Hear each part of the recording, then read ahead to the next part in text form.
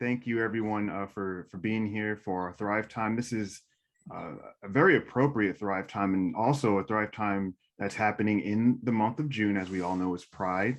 So we're not only supporting but advocating, for the proper treatment and love and respect for the LGBTQIA 2S plus community, but there's so many others who need this level of allyship as well. We're in the month of June. This is also the month for Juneteenth, and we're just going to have a conversation about allyship and how that looks not only in the workplace but just in our normal interactions. So I want to start off by introducing our wonderful guide panelists here. I'm going to start with Richard Rubin. He's a global chef, community advocate, and certified life guide. And by trade, Richard is a classically trained chef and a cookbook author who lets the seasons guide him to a global taste experience. He's traveled and lived all around the world and indulged in the thrill of adventure while also enjoying the comfort of the security of home, which I appreciate that part. I really do. And as a certified life guide, Richard promotes community along with the universality of compassion and respect. Thank you for being here, Richard. Pleasure. All right, next I want to introduce Leslie Cody. She's an intuitive guidance coach, Reiki master teacher, as well as certified guide within our platform here. So Leslie is not only one of the certified guides, but she's been with us for a while. And I want to just go on wax and say thank you, for what you've contributed. Yes. She's also a spiritual coach, an intuitive guidance coach, and Reiki master, as I mentioned. And she connects her intuitive gifts and ability to help guide others to a path of purpose, self-healing, as well as clarity and balance. Leslie has discovered one of her greatest joys and accomplishments is being service to others. And I had to slow that down because that's what we're doing here. We're providing service to others. We're providing a place of love, compassion, and understanding. Leslie, thank you for being here. Yes, thank you so much for having me, Dave. I'm so excited today for this opportunity and just want to say hi to everybody around listening. Fantastic. Okay, so we were in the green room. We can't really call it the green room. We can call it the Zoom breakout room, I guess. We were in there hanging out, and just off the bat, we were having an interesting discussion about just ableist terms, or what some can consider ableist slurs. So we want to jump right into that conversation because we were starting to have a bit of fun. So if you're not aware, ableist terms or slurs, for example, are bits of language that are kind of holdovers from our past. For example, one of the things that we normally say is, "Oh, that person's crazy," which can refer to someone dealing with psychological disorder or some type of mental disability. But then on the other side, we also have the term like lame, for example. Saying lame in past tense was reflective of someone who was differently abled. So now, how do we change our language in times where those terms are just used freely and sometimes can be used demeaning or in a demeaning way to others? Well, first of all, language is alive unless we're dealing with Latin. So it evolves. And I think it's our responsibility to be in the moment with the evolution. And so as I referenced, it's a matter of deleting some of the old terms as you move forward and being conscious of it. But even as you're saying that, it's like, I'm a gay man. Well, I'm not always happy. Why am I gay? So right there, we're using a term that we've lost the ability to use that word to just mean joyous. The gay 90s of the 1800s really has a different meaning today. Mm-hmm. So no matter what, throughout the ages, words change and evolve. And I think it behooves us to just be conscious of the impact of that word. And is there another word? I mean, maybe the thesaurus becomes, the new dictionary. And you don't have a pocket dictionary, you have a pocket thesaurus. So you can come up with the word that is more appropriate to the environment, particularly when you're in a larger field of personalities and unknowns. Yeah, I totally agree with that, Richard. I was just, as you were talking, I was thinking, I think that also, like you said, the level of consciousness, having a certain level of awareness around the group of people that you're interacting with, I think is very important, because you may say something around a group of people that, may even be family, close friends, and you use some of those terms and you don't automatically get the negative feedback from that, but it's more of, because it's a more relaxed environment and you're not per se in the work environment, or you're around, a group of people that you don't know, and you may use that term or use a term that could actually have a dual meaning in a negative way, I think is important, because you might say, oh, I didn't mean it that way, but it's old. It's an old way of addressing or saying this or saying that. And so I just, I think that as we move forward as a society, I think that there needs to be kind of like a notch above in the level of empathy and sensitivity, just out in the world in general, because we're overloaded and bombarded with so much and so many different labels and tags. And so we do have to be per se at another level, a higher level of consciousness, I think, now across the board, whether it has to do with demographics, age groups, so forth. I just think it is very important that you kind of have that empathy and sensitivity when you're addressing anyone, even close friends and relatives, because they may have taken a different path in life, and they say, oh, well, like you said, you're a gay man, but you're not always happy. You know what I mean? And so you might say, oh, well, well, you're gay. And so it goes, well, you know what? Thank you. I am very happy. No, I didn't mean it that way. You know what I mean? So I think you really hit on something when you said that, because there's just a level of transparency there. And, Yeah, and I don't mean to say that we have to be so hyper vigilant about consciousness. Yeah. Yeah, right. I mean, it's a matter of just being conscious. It's, yes. I am not PC 24/7. I step in it, Lord knows. But I know my overall mode of operation through life is not to be, oh, let me find the pile to step in and splatter around. Right. It's the exception. And so, as you're saying, having empathy, I mean, part of it is also forgiveness. So I'm more apt to forgive someone once, right, and be the vehicle for maybe education and enlightenment. Second time, I have the caution light up. Yep. And by the third time, we live with a stop sign, full tilt. Absolutely. Totally agree with that. Yeah. Because people will, if you, and it's not so much, I think it's the how we address those issues is very important across the board, because I think expressing how someone may feel in regards to what is being said or what has been said, if you come from a place of ego and saying, I don't like to be addressed, I think it goes over better when you're able to talk it out and really become allies, and really express and say, and not even going into great detail, but just a level of respect across the board. I think the delivery is very important, because some people get really defensive. They don't give you a chance to fix it. They don't, you know what I mean? They jump right into the defense. And I think a lot of people have that certain level of sensitivity because they don't know. There's like walking on eggshells. I don't know. But also, let's be honest, we are in a hypersensitive state now. We're living in a moment where the culture wars are just being ratcheted back up. We are in line of fire. So I totally get. I mean, I walk around looking over my shoulder, going, "Can I trust you? Can I not trust you?" For me right now, everyone is like, "You got to prove yourself." I Yeah. need to hear you. I need to see your actions before I know Mhm. how to reveal myself. Right. Right. If is Right. it a safe place?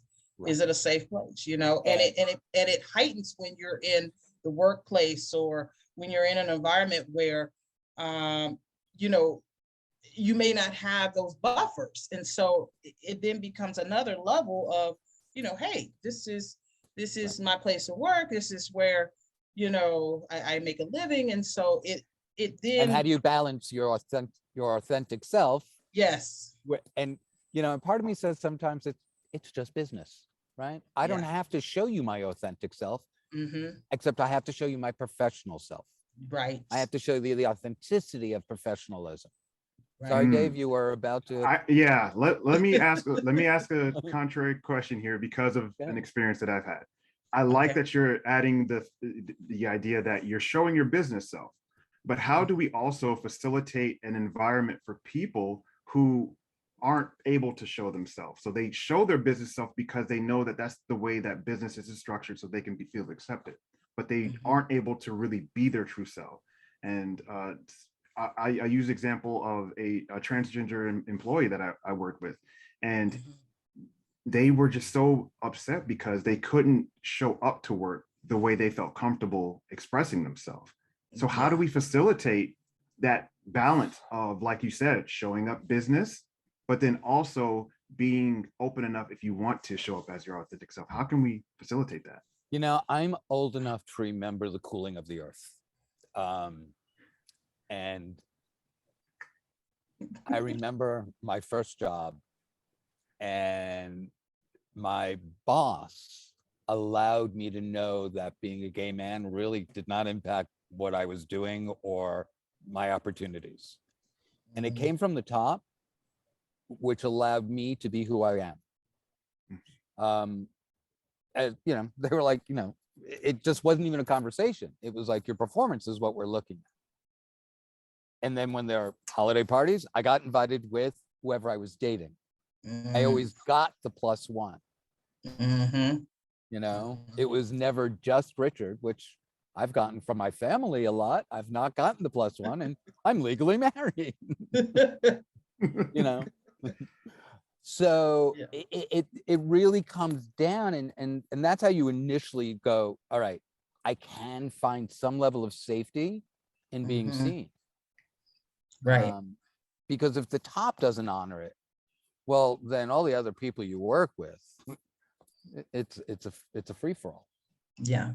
And that does come in. I think it really comes into play, like you said, if you're having a party, you know, with your coworkers, if you've been invited, you know, annual Christmas party, and everybody's bringing a partner or spouse, and then it's like, do I go? Do I go by myself? Do I, you know, take Right. someone in place? Because you don't, if you don't want that piece of yourself exposed, you know, it and I think it can sometimes dampen uh, coworker. You know, if you have a coworker that is struggling with that, it can dampen their interaction. I think with other coworkers sometimes if they don't feel comfortable, you know, sharing that part of them life. So something very simple as, you know, say a heterosexual couple, they don't think twice about it. We're going to the Christmas party where you have to say, Mm. oh, I've never exposed this part of myself. I've never shared this with my coworkers.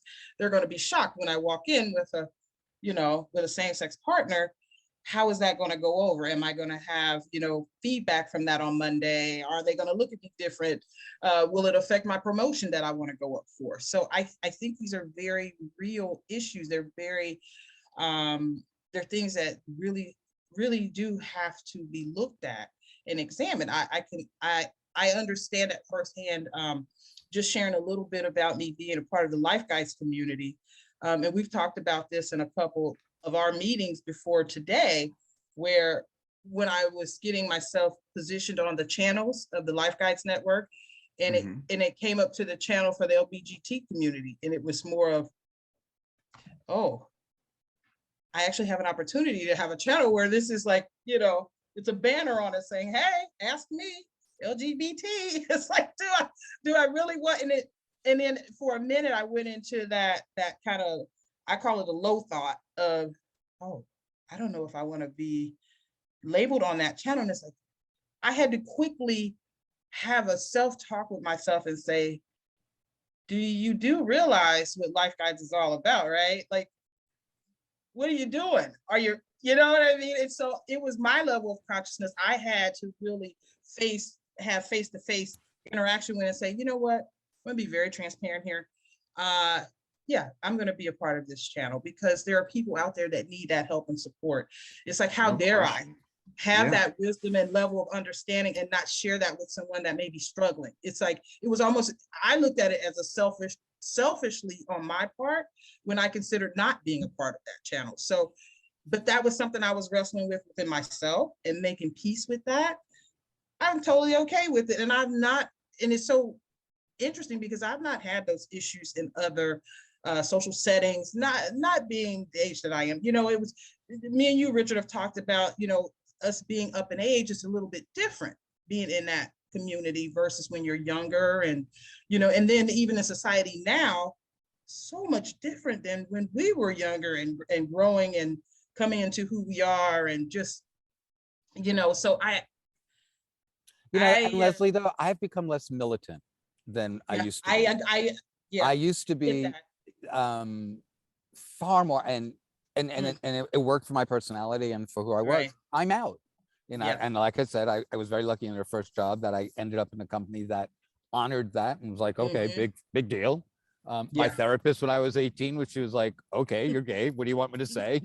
Congratulations. I was like, is that the issue we're here to talk about?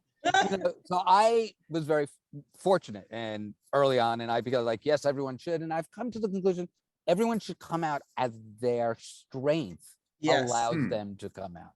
And it's a Mhm. matter about your internal strength because you take some hits. You might Yeah, you lose do. people. You know, my father didn't talk to me for 10 years. Yeah. So you need first the internal wherewithal Yeah.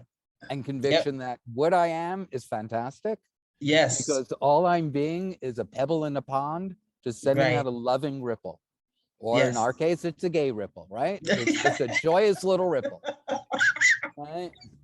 Spread that ripple, Richard. Yeah, That's it. yeah. Keep dropping those in the ocean. Quick question. You know how I like to do. I like to look at all sides. So you talked about, you know, being out, but you know, I saw a perfect question. Does one have to come out? Like, can we just be like? So what about You that? only What have about to the other come out side? if you're looking to go on a date with somebody. Right? Why do you need to? I mean, in a work environment, I never ask a straight person, are you straight? They don't ever Mhm. have to come out. Yeah. Mm-hmm. So what is coming? I mean, it only matters if I'm inviting you into the my world, the intimacy of my world. And I don't Yeah. mean just physical intimacy, emotional, intellectual, spiritual intimacy. If I'm asking you to come to dinner and break bread with me Mm-hmm. outside of a work environment, then yes, for me, my integrity says, yeah, you should know my life. You should Mm-hmm. know who I am. Because that's why this is going on, because we're trying to establish a friendship. Right. Mm-hmm. Or even, let's just say you had a milestone. You and your partner are going to have a ceremony and you want to get married, and you know, you want to invite coworkers or people, you know, you know how you do in the office. Oh, let's celebrate. You're getting married. Who's your partner? Oh, you know, unless you want to combine those two worlds. But I just think if you are in it for the long haul, that there's going to come a time where those two paths kind of, you know, overlap. And so you don't have to do that, but you know, I think that just like you said, Rich, I think, you know, you have to have that internal piece of, you know, who you are and being happy with who you are. And you don't have to share it with your workplace, but I just think there's going to be you're going to lack a certain level of, I don't know, what's the word? Authenticity, maybe? I don't know if that's the right word. It's something. That's close. It's similar to It's not, yeah, it's authenticity. something Yeah. close to that, because you're at work and you're just, you know, you have this, because you spend a lot of time with your coworkers, you know, that's a lot of hours, 8 hours a day. And you're with yourself 8 hours a day, and yeah, it's about work. But let's face it, I mean, a lot of times when we're at work, we discuss, how's your family? If you have something happen where, you might have the loss of a spouse, or, your partner or your kids or something, and people just, they interact, and they're concerned. It's like you're coming to work, something looks like it's not right. And I got something going on at home. Is there anything I can do to help? They don't want to discuss it because they don't want it revealed that, yeah, I'm going through a spousal breakup with a same-sex person, or whatever it is. It just really, it puts that level of, maybe I don't want to say this because then it's gonna reveal more about myself that I don't want revealed. And then you start kind of having this mask on at work. That's not really who you are. I just don't think you can get down to the core of your authentic self. That's more of what. And I agree with you, Leslie. And I think ultimately, I mean, playing my own devil's advocate, if you don't come out, you eat yourself up and you destroy yourself, Yes. right? Yes. So you have to live in the truth eventually. But I think you need, again, for me, it's a matter of build your strength. So when you walk out in that truth, they can't push you off your block. Right. I was about to say that's perfect. That's a perfect segue into a thought that I'm having about the kind of connections of allyship. Like you talk about those common threads. If, for example, those common threads are your skills that you're doing in work, starting from a place of from that place. So where do you see more of that intersectionality between that allyship and those common struggles that people can connect on more, rather than looking for these categories that are so dividing? Right. Well, I mean, right now, any woman out there is an automatic ally. Any person of color is an automatic ally. All the fringe parts of our society that these culture wars are back at it again after, because of some absurd thought of, I don't want to get too political, but there's this absurd thought that you're going to be replaced. And it's like, I don't understand that. I just don't understand that. I mean, personally, my table has some extendable leaves that I put in as I need for more company. Yeah. I mean, that's just me. So I'm like, we automatically have an army of people that are feeling under fire. Yeah. And if we can just reach out, who cares what the exchange of information is? It's really just the reaching out and exchanging of empathy and compassion for what you also are going through is going to start building those allyships. Yeah. But I think that, and I didn't mean to cut you off, Richard. I think no, please. We do have to hold a certain level of responsibility with the workplace. I think that it's important now more than ever that the not just corporate, but just across the board, more places need to have things in place, groups, support systems, things that will support that coworker that wants to live in their full truth, and authentic self, and have these things in place to say, hey, as a company, we support you. Now, yeah, you may have those one-offs with a couple coworkers that may not agree. They are very strong and rigid in their belief system of where they stand.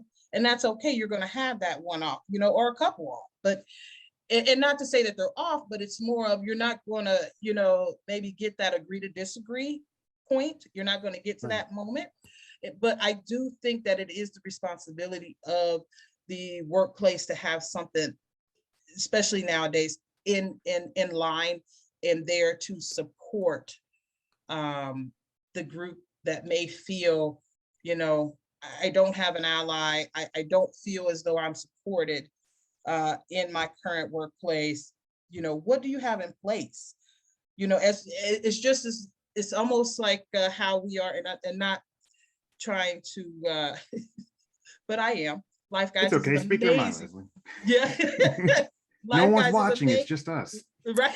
I'm joking. Right? Hi, everybody. But like with LifeGuides, the idea getting in place, kind of piggybacking or the EAP, the traditional EAP kind of branching off into a different direction with LifeGuides, and now employees have the opportunity, the companies have the opportunity to put LifeGuides on board so that no matter what that employee is going through from a non-clinical perspective, LifeGuides, we're here. We provide a service from those that understand and get you.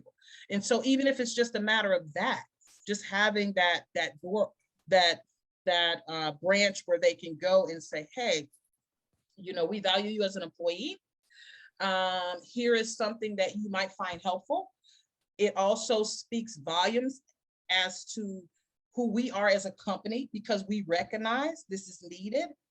And I think when you do that, when companies do that and they show that they are supporting that, I think you get a different level of employee. I think you get a different team. I think you get a different, you get a network that's thriving instead of, sinking. So I think it's very important that companies jump on board and put that But it also automatically creates a sense of allyship, right? Yeah. So if windows of opportunity are created, Mm-hmm. and it's up to us to take advantage of those opportunities, right? Right. And that's fantastic. And Mhm. I, like you, I'm here because I agree with that, and I think that should be facilitated. But I also want us as individuals to be empowered to go back and take that information and take that opportunity to say, okay, let's move this further. Mm-hmm. And part of it is, as my mom used to always say, you catch more flies with honey. So Yes. how do you Yes. take the charge off of it and Mhm. come back with an intelligent, we have to have more dialogue. Yeah. We have to We have do. X, Y, or Z, so whatever it is, but you need, it's without the charge at this point. So Yeah. I don't think we ever get, we don't push the boulder very far with anger.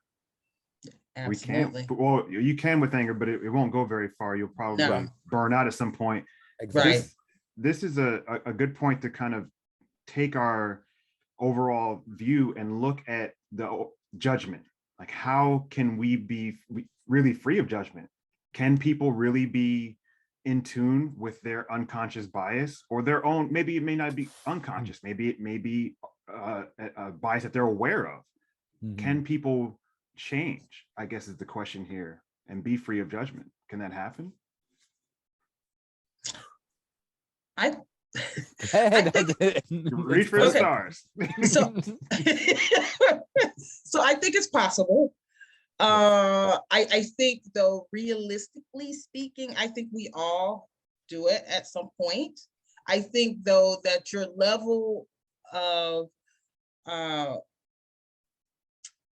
I think you have to be totally honest with yourself at times and very transparent with looking inside and seeing where that is coming from. And everyone it's not at that level. So you're not going to get that across the board. But I just think that the day and age that we live in now, I think it's way more important that we take a look at do a self-inventory and take a look at just where we have those, those thoughts and those belief systems, because I know I've had to sit Leslie down and say, hey, maybe you need to have a different perspective about this, because this right here doesn't feel right. There's something off with this. But that's just my own self-dialogue. And I think we all need to have that self-dialogue, because none of us is perfect. Nobody is, we're not, even though we say, oh, I don't judge anyone. I don't judge people. I think we all have, even unconsciously sometimes, whether it's just from our upbringing because of things we didn't understand. So we judge it based on our early belief systems of things. And I think later on, when we learn or we get more information about that, then we're able to say, oh, this is different than what I thought. This is not, I was raised to believe this, or I was around a group of people that thought that, and this doesn't ring true with me anymore. So I think the only way that you can go in and look at those things is that you have to do those, kind of self-inventory things, continuously. You don't just do it once. I agree with that. It's impossible to be free of judgment. Yeah, yeah, You know, absolutely. I prefer the color blue. I do to red. Does that make it a judgment? Yes. Right? So Yeah. we all, but I've We all learned to do, sit in yeah. a red room and Right. not get angry at red. So Mm-hmm. it's more of a matter of, yes, you can have judgment, but can I allow that which I don't necessarily agree with or understand or Right. enjoy to have equal breath? Yes. Just because I don't enjoy it, does that mean you don't deserve the full light? And Right. that is something that I practice as much as possible, because I Yes. realize I'm always going to have certain judgments. They're Mm-hmm. it is what it is. It I'm is what it human, is. Yeah. but I am not going to cause you not to exist because of it. My Right. judgment is mine. Your existence is still just as valid, and I can Yep. sit in the room with you. But again, as soon Yep. as you're not a gentle pebble being rippling out, Mhm. then it's a different story, because I really Yeah. believe that is the ultimate goal for all of us. We want to send out the most positive experience. Yes. Yeah. So Absolutely. it, for me, judgment then becomes from the other side. Are you looking to obliterate? Is the person out there that I'm judging doing so much negative stuff and so much Mm-hmm. damage to either Mm-hmm. myself, my community, or a community I'm not even involved with, but it's just negative energy? Well, then Right. I'm not letting go of that judgment. I'm going to work Right. it to put you in your place and stop Yeah. it. So Yeah. judgment in itself is not a bad thing. Mm-hmm. It's It's a check. necessary. It's It's a Yeah. necessary, It check. is necessary. It is. Yeah. but it can't get in the way of existence Right. if that's articulated clearly. I think Yes. that's articulated perfectly, because that's Mm-hmm. what we're seeing sometimes, that it gets in the way of other people, like you said, other people being valid. It's Yeah. invalidating them, or it's erasure, and they're no longer, valid under the eyes of a current agreement. How are Mm-hmm. we creating more opportunities for people to identify their biases? So kind of holding up that mirror, which is challenging, because for people Mm-hmm. to see their own biases, they have to accept those biases are baked in, whether it be societal, Yep. your cultural, Right. it could even be your socioeconomic status that has Yep. certain biases towards things. But Mhm. how is someone holding up that mirror for you so that you can see what's going on? Right. Right. Yeah. And that's, again, for me, it's, so then we all have to sit in the fact that no person walking this earth isn't damaged. Mm-hmm. We are all damaged. And I'm not talking from original sin damage. I'm talking just the fact that we are living, and if we're having a full experience of life, Yeah. there are things that hurt you, Yeah, there are. that damaged. And if we realize that we all have that, Mm-hmm. then all of a sudden we're all should be on the path of healing, Right. not the path of revenge. Right. And that just lets you have a certain level of empathy when you go into that judgment zone of, it's like, okay, I get it, and I think when you know that background, when especially on an individual level, when you know who you're dealing with, or their experience in life has brought them to this particular place, then that judgment becomes a level of, mm, I can understand. You kind of put yourself in their shoes and say, I get it. I get it. In those moments of I get it, really, and just taking a moment, I think can really change judgment to understanding, and to acceptance, and to Mhm. love. I think there's levels to it. I think that you work your way there, because some people say, oh, I feel this way. I feel so strong about this. And yeah, and it's like, that's okay. That's okay too. But you have to get to the next level. And then hopefully you get to the next level, and you finish it off with that ripple of love, like you Right. said, which we all need. No question there. We need that. And I like that you Yeah. included understanding. And I think that's Yes. that's the part of allyship that is needed, especially in being compassionate for others. We Yes. have so many tragedies that's befallen this country in the last couple of Whew. hundreds of years. I'm not just going to say the last couple of years, because it's been going Right. on. We It have to has. have empathy and compassion, and sometimes that's not showing up as much as we would like to see. So Yeah. it made me really think about cultivating that compassion for others, and Mhm. asking about who are the true allies. So we put a question in the chat about people who you truly feel to be, an ally. And just a heads up, everyone attending today, we will have a Q&A just right after this part. But I wanted to just read a couple of these. These are powerful statements, I believe, as far as someone who has shown up to be an ally.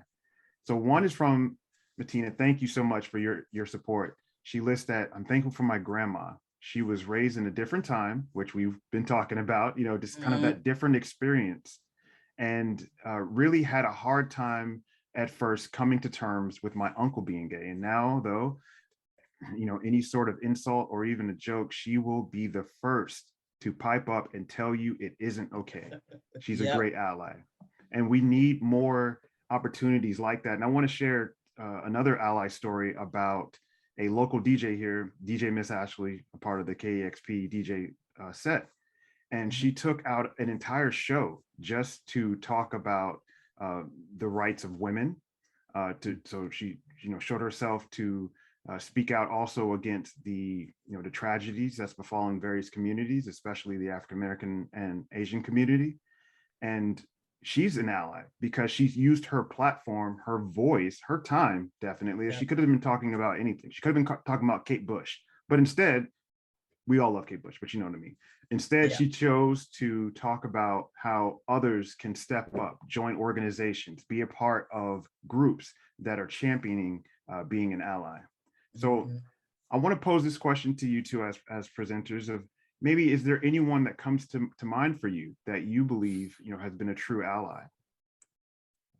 Well, it was the first male friend I had. And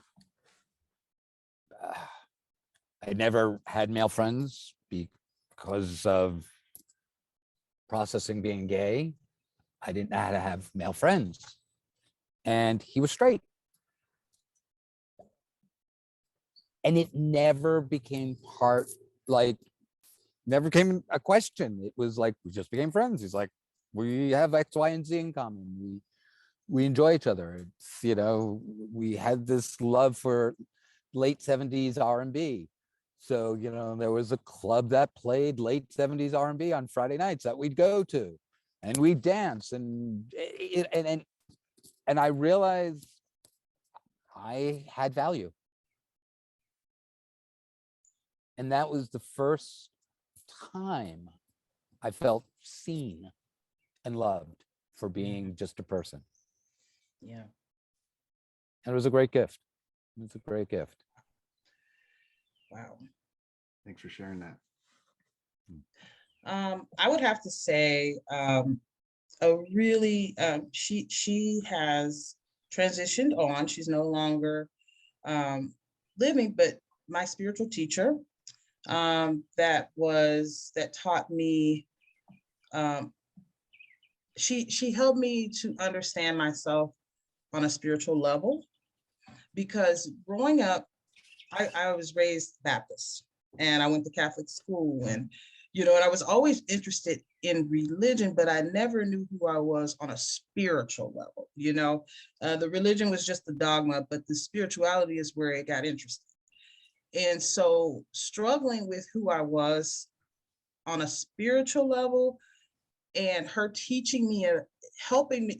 The reason why I say teaching, because she got me so far, and then I had to, there's work you have to do. You have to work through the weeds. You have to get through some of the old patterns that may be ingrained, but someone will take you to that doorway and say, hey, if you walk through that door, you'll be a little bit more, happier with self, because you're going to discover something about yourself you didn't know. And so walking through that spiritual doorway, my mentor and teacher that taught me how to do that was definitely an ally, because at that time I felt, because of my because of who I was, that wasn't accepted on a spiritual level, if that makes sense. Like struggling with oh, am I a bad person? Is this going,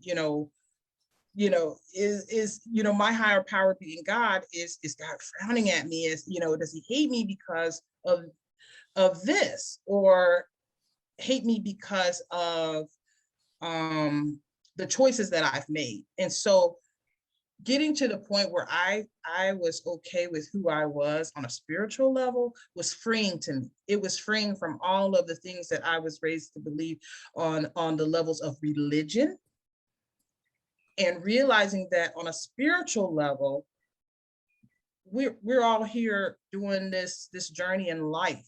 We're all here with different goals, but the end result will be the same. You're passing through. We're not here to stay. And so just so many realizations about who I was. And so she freed me. I felt like at that moment I was free to be whoever I was, whatever that was. And so that in turn, actually, I was able to kind of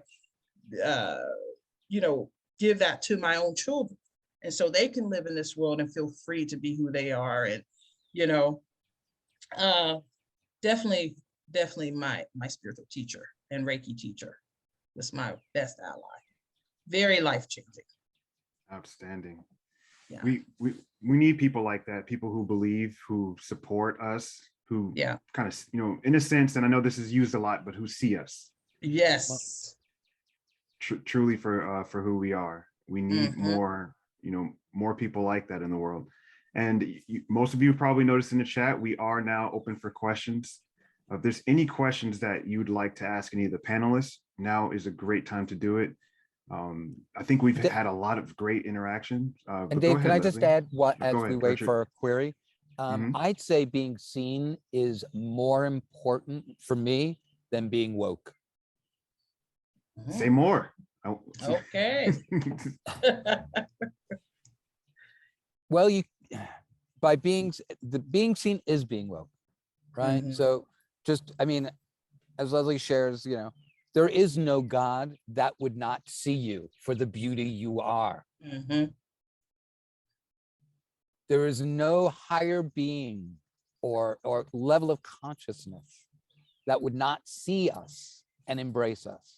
And again, I go back to, because I'm always about that ripple, not the tidal wave. So just by that. So in that, for me, in that definition, woke is part of that definition. You can't be seen without being woke. Yeah. So it's, for me, more important that you actually see. Agree. Agreed. And we had a comment in the chat from Charlie. Hey, Charlie, just mentioning that, see and accept. There's also that extra layer of acceptance. We can see people sometimes, but not accept what we're seeing. Or because of our expectations, we are preventing ourselves from seeing and accepting. And sometimes we have to unlearn what we've basically been practicing. And I know for some people hearing that, it's like, what are you talking about? We practice our whole life to build skills.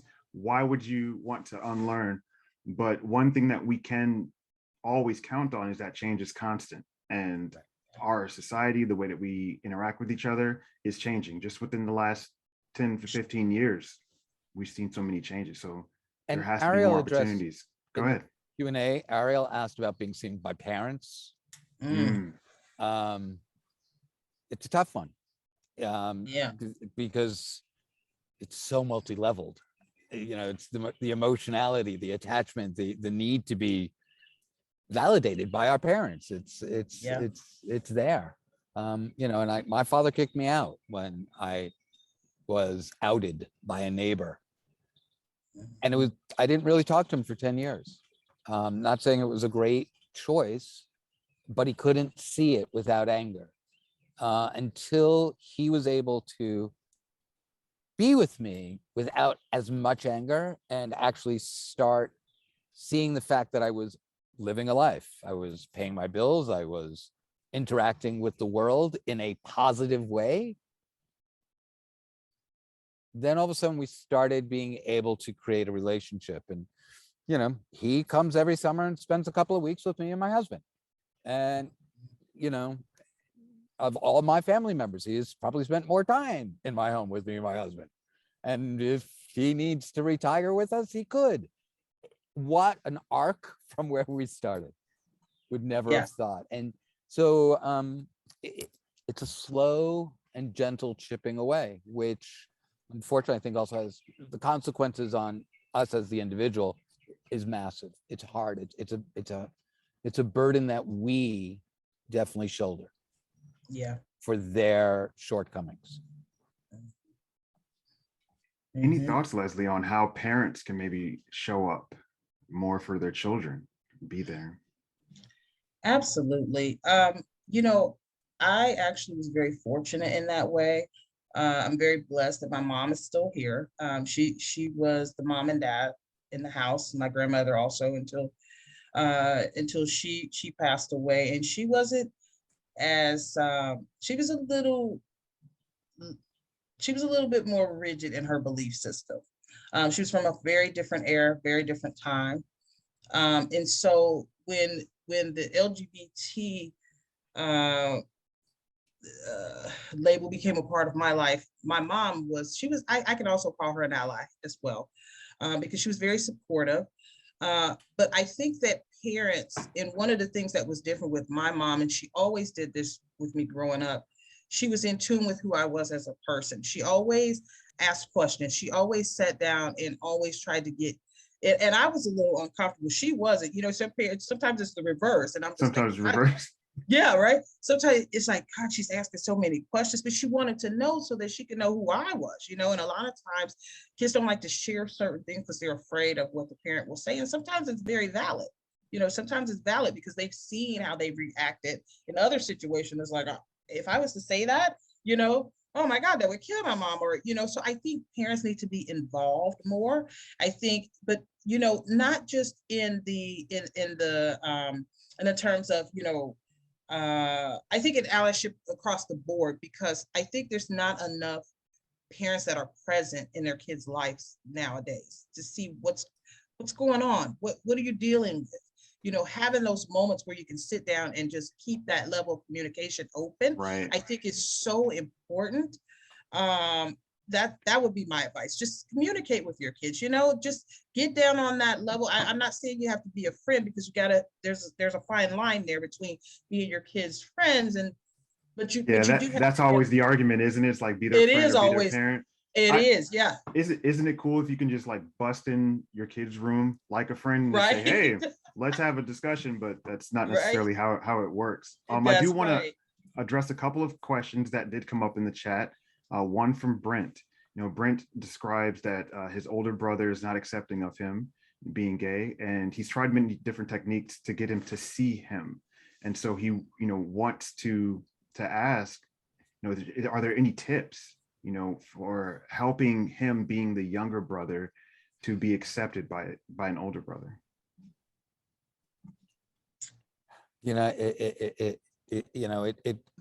It's tough. I mean, again, it's these people we love, and we want them to love us for who we are without the judgment, and yet they have judgment that is vengeful judgment, not loving judgment, not accepting judgment.